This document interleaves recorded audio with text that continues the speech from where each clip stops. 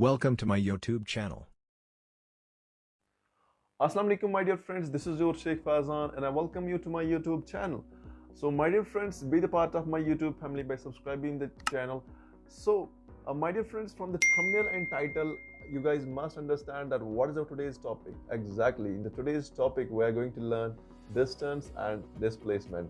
So without wasting time, let's start our today's topic.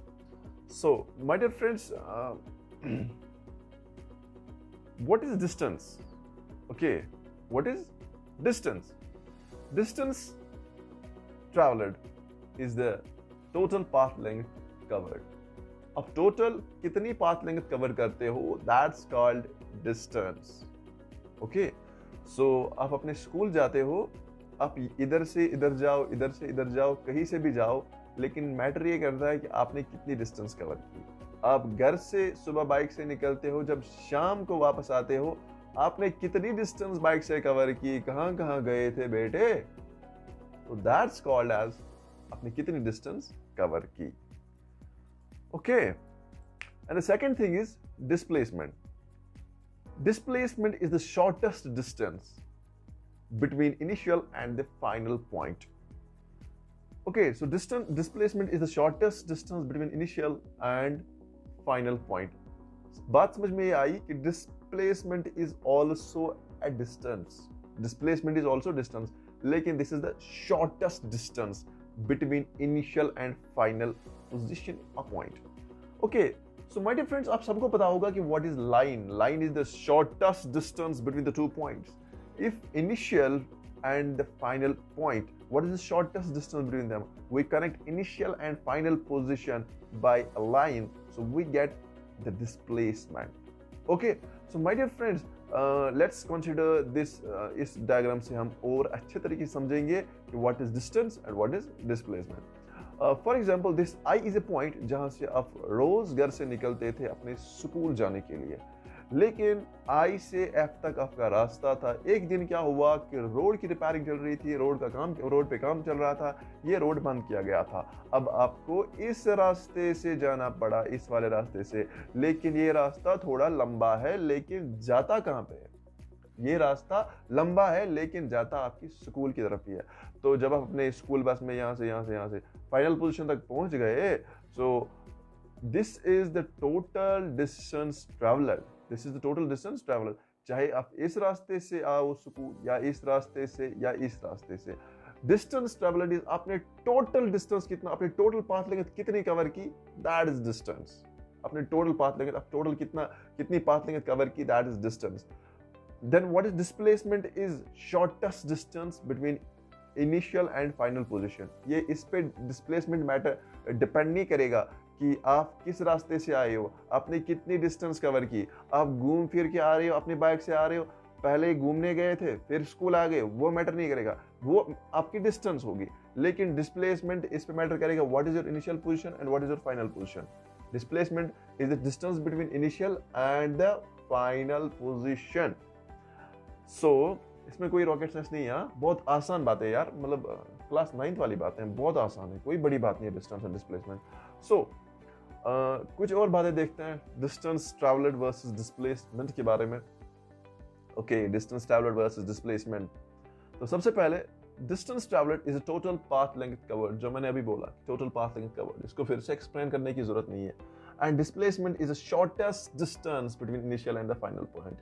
And ये बात भी हमको समझ में आ गई. And second thing is distance is a scalar quantity while as displacement is a vector quantity. Distance is what? Distance is scalar quantity while as displacement is a vector quantity. Okay, it means distance के पास direction नहीं है, displacement के पास direction है. अच्छा, बात समझ में ये आई कि displacement के पास डायरेक्शन है, लेकिन किस डायरेक्शन में डायरेक्शन होती है बेटा? From the initial to final. For example, अगर आप घर से सुबह निकलते हो, माना मैं आपको इस डायग्राम से समझाता हूँ. आप घर से निकलते थे I पॉइंट से, किस वाले पॉइंट तक? F पॉइंट तक. Your displacement is from I to F. ठीक, लेकिन what is the direction of your displacement? From initial to final. आप घर से स्कूल जाते हो, your displacement is, your direction of displacement is आपके घर से लेकर आपके स्कूल तक. एंड अगर आप स्कूल से वापस आते हो, your displacement is direction is school से लेकर घर तक। Okay, third thing is distance is always greater than or equal to the magnitude. Distance or equal to the magnitude of displacement. जो distance है वो हमेशा greater than या बराबर हो सकती है किसके? displacement के, लेकिन कम नहीं हो सकती, ठीक? So always greater than or equal to the magnitude of displacement. While as displacement में क्या होता है कि magnitude is always less than, या तो डिस्टेंस से कम होगा या डिस्टेंस के बराबर होगा। समझते हैं इस बात को इस वाले डायग्राम से।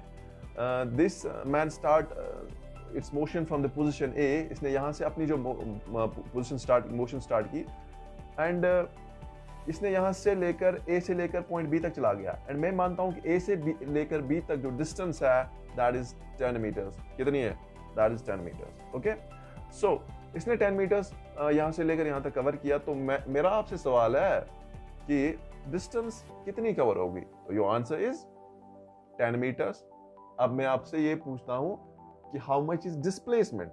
Your answer is again 10 meters, because अभी इसका इनिशियल पॉइंट ये है, फाइनल पॉइंट ये है एंड इसने 10 meters distance and displacement cover किया। सो इस पॉइंट की ये वाली बातें हमको समझ में आ गई कि equal to the magnitude of displacement equal to the distance travelled. It means distance and displacement बराबर हो सकते हैं, लेकिन अब डिस्टेंस जो है वो ग्रेटर देन है किसके? डिस्प्लेसमेंट के। अब इसको भी समझते हैं, इस बात को भी। अब क्या हो गया? अब ये ए से बी तक चला गया, अब इससे याद आया कि मैं सी वाले पॉइंट पे कुछ भूल गया हूं, मुझे सी वाले पॉइंट तक जाना है। अब ये बी से वापस आया किस वाले पॉइंट तक? सी वाले पॉइंट तक। लेकिन बी से सी तक जो डिस्टेंस है, बी से सी तक जो डिस्टेंस है वो 5 मीटर्स की है। बी से सी तक जो डिस्टेंस है मानते हैं कि that is 5 meters. Okay, so what is the total distance now? Now the total distance is 10 plus 5 which is equal to 15 meters. Total distance is 15 meters. Now what is the displacement? Displacement is the shortest distance between initial and final. Now the final point is C. Initial is A and the final is C. And the distance is A से लेकर C तक जो distance है वो है now 5 meters. वो है 5 meters. It means अब टाइम के साथ साथ मतलब सबसे पहले हमें ये बात समझ आई कि डिस्प्लेसमेंट जो है वो डिस्टेंस से कम हो सकता है, और हमें और एक बात समझ आई कि टाइम के साथ डिस्टेंस जो है, टाइम के साथ डिस्टेंस इंक्रीज होती है, टाइम के साथ डिस्टेंस इंक्रीज होती है। Distance travel can never decrease with the time, और जबकि displacement can decrease with the time. So यहां से लेकर यहां तक मैंने जब देखा कि इस टाइम तक इनकी डिस्टेंस सेम थी, फिर क्या हुआ जब और टाइम हो तो इसकी डिस्टेंस इंक्रीज हुई, लेकिन मैंने देखा कि डिस्प्लेसमेंट जो है वो डिक्रीज हो गया। इसलिए हमने यहाँ पे और एक पॉइंट भी लिख रखा है, that is distance travelled can never decrease with time. Distance travel time के साथ डिक्रीज नहीं हो रहा है, व्हाइल एज जो displacement can decrease with time. My dear friends, I hope you guys understand all about distance and displacement. बहुत ही आसान concept है भाई लोग, बहुत ही आसान है, इसमें कोई रॉकेट साइंस नहीं है, कोई बड़ी बात नहीं है, मतलब बहुत आसान है, ठीक है, मतलब बहुत ज़्यादा आसान है भाई, बहुत ज़्यादा। तो अब इसको अपने माइंड में फिट करने के लिए, एकदम से ज़बरदस्त तरीके से फिट करने के लिए क्या करेंगे? अब क्वेश्चंस कुछ करेंगे सो दैट ये कॉन्सेप्ट दिमाग में एकदम से बैठ जाए। तो चलिए फिर क्वेश्चंस करते हैं। सो माय डियर फ्रेंड्स, अब देखते हैं अपनी पहली प्रॉब्लम यहाँ पे। सो पहली प्रॉब्लम हमें कुछ इस प्रकार है, a particle travels -10, 0 to 9, 0 then to -2, 0. Find the total distance traveled and displacement of the particle. Guys question को अच्छे तरीके से समझ लीजिए।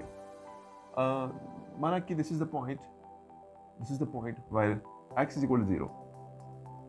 माना कि this is the origin, x is equal to 0. Okay, तो सबसे पहले पार्टिकल, माना this is the point while -10, 0 is, this is the point -10, 0. Okay, and यहाँ से पार्टिकल, दिस इज माना इनिशियल पॉइंट, एंड यहाँ से स्टार्ट करता है, किस वाले पॉइंट तक जाता है? टू 9,0, मतलब somewhere here this point 9,0। In points का फंडा क्लियर है। देखिए एक्स एक्सिस पे y के वैल्यू 0 होता है, ठीक, एंड मुझे y एक्सिस बनाने की कोई जरूरत नहीं है। I से -10 से लेकर 9 तक जाता है, उसके बाद क्या करता है? उसके बाद देन टू -2,0, फिर यहां से आता है -2,0, मीन्स समवेयर हियर -2,0।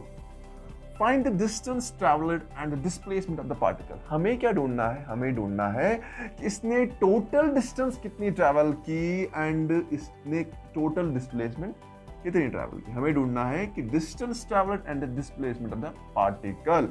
सो सबसे पहले ये क्या करता है? सबसे पहले ये इस वाले पॉइंट से आई वाले पॉइंट से, माना कि इस पॉइंट को मैं ए नाम देता हूं, आई से लेकर ए तक चला जाता है।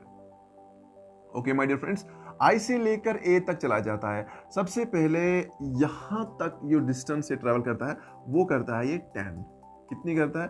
10। अगर सेंटीमीटर्स में गिवन है देन 10 सेंटीमीटर्स, अगर मीटर्स में देन 10 मीटर्स, एंड माना कि मैं ये मीटर्स में लिखता हूं, ठीक, मीटर सब मान लेना, ठीक, इट मीन्स 10 मीटर्स। उसके बाद क्या करता है?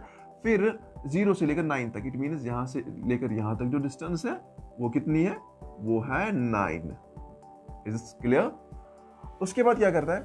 उसके बाद यहां से लेकर 2 तक आता है, यहां से लेकर 2 तक आता है। कितनी डिस्टेंस है? ये 9 + 2, it means 11, it means 11 meter. So what is the total distance traveled? So from this figure we understand total distance traveled is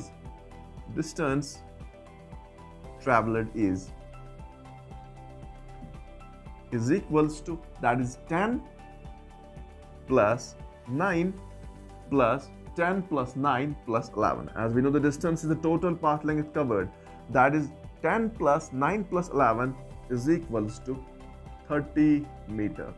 The total distance traveled is 30 meter. Now how much is displacement? If this is initial and now this is the final point, this is the final position.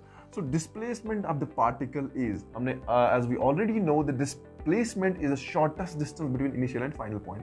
Now forget this side. अब इस side से हमें कुछ नहीं है, इस distance से हमें सिर्फ डिस्टेंस डिस्प्लेसमेंट इस वाले इनिशियल एंड फाइनल पॉइंट से हमें अब मतलब है। इट मींस डिस्प्लेसमेंट फिर आएगा बराबर displacement, that is final minus initial, that is -2 minus initial, that's -10, that's -10, and this will come out to be -2 and minus that's +10, and this will come out to be 8 meters. So my dear friends, so the displacement is 8 meters and the distance is 30 meters. Note it down. So my dear friends, अब question number 2 देखते हैं। Question number 2 हमसे ये कहता है कि a cyclist travels a distance of 4 kilometers from A to B.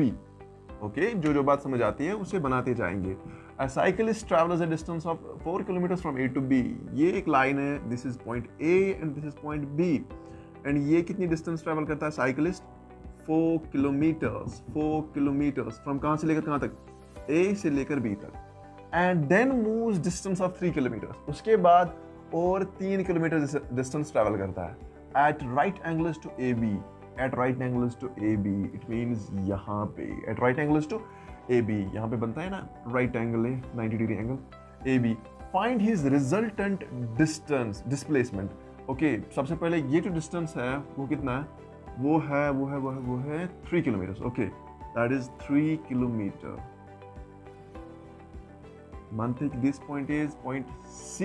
Okay, that is 3 kilometer. सबसे पहले cyclist travel distance of 4 kilometer from A to B, उसके बाद B to C at right angles 3 kilometer distance travel करता है।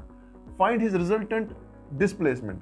सबसे पहले हमें इसका डिस्प्लेसमेंट निकालना है एंड निकालनी है इसकी टोटल डिस्टेंस। अगर मैं बात करूं डिस्टेंस की, टोटल डिस्टेंस ट्रैवल्ड की, वो बहुत ही आसान है, that is 4 kilometres plus 3 kilometre, that is 4 + 3 which is equal to 7 kilometers। बहुत ही आसान है, इसमें कोई बड़ी बात नहीं थी। नाउ रिजल्टेंट डिस्प्लेसमेंट किसके बराबर आएगा? मैंने बोला कि displacement is the shortest distance between initial and final point. This is the initial point, this is the final point, A is the initial point and C is the final point. Now when I connect A and C, this is the displacement. AC is the displacement. Now how much is AC? This is a right angular triangle now. How much is AC? Now we can calculate AC by PGT. We can calculate AC by PGT. It means AC ka square is equals to AB ka square plus BC ka square. It means AC is equals to under root of AB के बदले लिखेंगे 4 का square and BC के बदले लिखेंगे 3 का square. It means AC आएगा बराबर that is 16 plus 9 which is equal to 25, that's under root of 25 and which is equal to 5 kilometers. So the resultant displacement is, so the displacement is कहाँ पे लिखेंगे? चलिए यहाँ पे लिखता हूँ. Displacement is equal to 5 kilometers. So this is my displacement and this is the total distance जो cyclist ने cover की. Note it down. नंबर 3 हमारे पास है. क्वेश्चन नंबर 3 हमसे ये कहता है कि which of the following graphs between is not possible in distance versus time. Distance versus time में इनमें से कौन सा ग्राफ है जो पॉसिबल नहीं है? तो बड़े ही अच्छे तरीके से समझ लेंगे. मैंने आपको एक नोट लिखाया था अगर आपको याद है, मतलब अभी हमने वो पढ़ा. वो क्या है? वो है कि distance travel never decrease with time. Time के साथ डिस्टेंस नहीं घट रही है. तो कैसे समझेंगे? This is distance and this is travel. It means time के साथ जो डिस्टेंस है वो बढ़ रही है तो या सेम रह सकती है. For example it means body is in the rest. So यहाँ पे मैंने इस वाले इंटरवल पे टाइम किया. माना कि इस टाइम पे मैंने चेक किया एंड इतनी डिस्टेंस थी. एंड जब मैंने इस वाले टाइम पे चेक किया, इस वाले टाइम पे मैंने चेक किया डिस्टेंस इतनी थी. इस वाले टाइम पे मैंने चेक किया जब टाइम बढ़ा मीन्स डिस्टेंस बढ़ी. It means this is possible. This is possible. This graph is possible between distance and the time. अब यहाँ पे देखते हैं. जब मैंने यहाँ पे चेक किया इस टाइम पे, माना कि t1 पे डिस्टेंस यहाँ से लेकर यहाँ तक थी. एंड जब मैंने इस वाले टाइम पे चेक किया डिस्टेंस यहाँ से लेकर यहाँ तक थी. इट मीन्स टाइम के साथ यहाँ पे भी डिस्टेंस बढ़ रही है. It means this is also possible. ये ग्राफ आ सकता है बिटवीन डिस्टेंस एंड टाइम. लेकिन हमें कौन सा ग्राफ ढूंढना है? इन 4 ग्राफों में है, इन 4 ग्राफ्स में वो graph which is not possible, जो डिस्टेंस वर्सेस टाइम में पॉसिबल ना हो. अब ये वाला ग्राफ देख लीजिए. इस वाले पॉइंट पे, इस वाले टाइम पे ये डिस्टेंस. तो हम क्या देखते हैं कि टाइम के साथ साथ जो डिस्टेंस है वो चेंज नहीं हो रही है. When there is no change in distance with respect to time and it means हमें बात ये समझ में आई कि इसमें जो ऑब्जेक्ट है या बॉडी वो रेस्ट में है. पॉसिबल है. अगर आपने अपनी बाइक को खड़ा करके रखा है, वो बाइक चल नहीं रही, इट मीन्स टाइम चल रहा है लेकिन डिस्टेंस कांस्टेंट है, डिस्टेंस चेंज नहीं हो रही है. It means body is in the rest. Possible है. अब यहाँ पे डी पार्ट आप देख लीजिए. अब this is distance and this is time. जब मैंने इस टाइम पे चेक किया तो सबसे ज्यादा था डिस्टेंस. एंड जब मैंने इस वाले पॉइंट पे चेक किया डिस्टेंस कम होती जा रही है. क्या टाइम के साथ डिस्टेंस बढ़ेगी कि घटेगी? या ये ग्राफ हमें ऐसा बताता है कि टाइम के साथ जो डिस्टेंस है वो घट रही है. क्या ये पॉसिबल है? No, bhai, this is not possible. This graph is not possible between distance and the time. So we understand this is the correct option. This is the correct option. यही वो ग्राफ है जो possible नहीं है between distance and the time. क्यों नहीं है possible? Because हमने पढ़ा है ये कि distance never decrease with time. Distance time के साथ decrease नहीं हो रही है. और ये ग्राफ हमें ऐसा बताता है कि distance decrease with time. It means this graph is not possible and this is the correct option of our question हमसे यही कहता था कि identify the graph between the distance and time which is not possible. Okay, so guys, this was all from my side today. Thanks for watching. If you like the video, don't forget to like, comment, share and subscribe my channel. Thank you. Thanks for watching and don't forget to like, comment, share and subscribe my channel for more videos.